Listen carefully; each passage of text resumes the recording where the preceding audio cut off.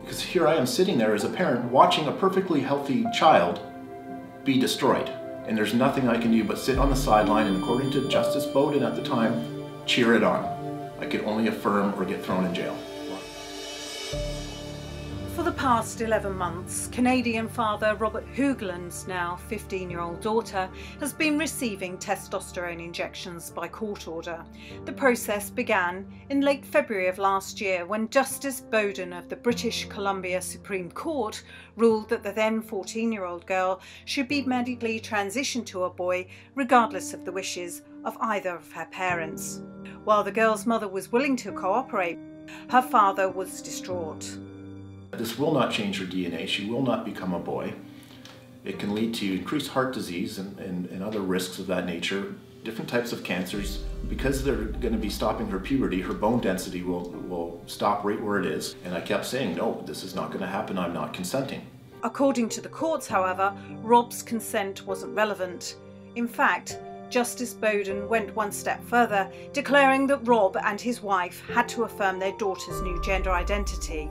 Rob was told that if he tried to dissuade his daughter or referred to her as a girl, he would be considered guilty of family violence.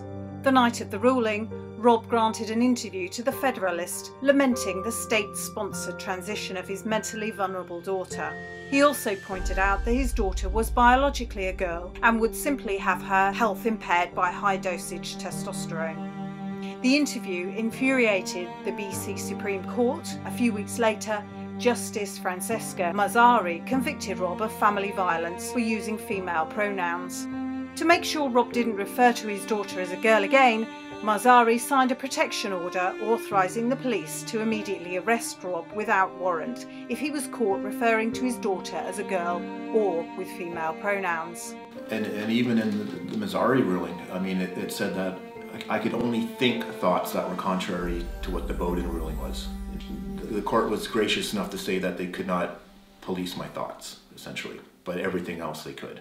Rob kept quiet through the long months of 2019, hoping to get his daughter off testosterone in the Court of Appeal. But in January of this year, the highest court in British Columbia declared that Rob's daughter should continue taking testosterone.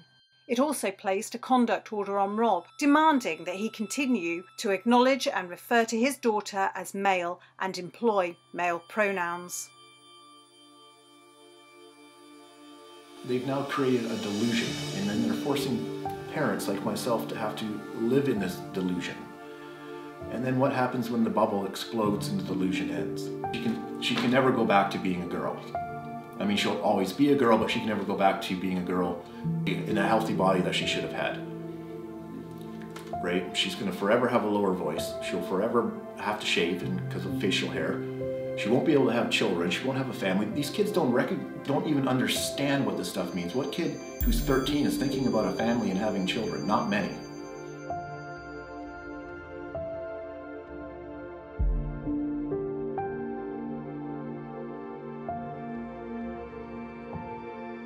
Desperate to get his story heard, Rob gave several interviews to Canadian commentators and reporters. The interviews he gave were quickly suppressed in Canada, and Rob was threatened again with severe consequences for speaking out. But Rob felt that he could not remain silent.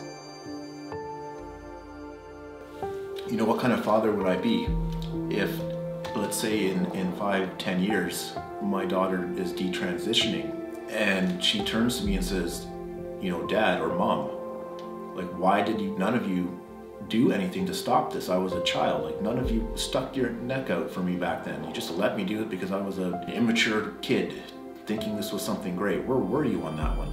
When my daughter asked me that question, I'll say, you know, I did everything that I possibly could. There was nothing more I could do. And then when there was nothing more I could do, I continued on because I didn't want other parents to go through what I went through.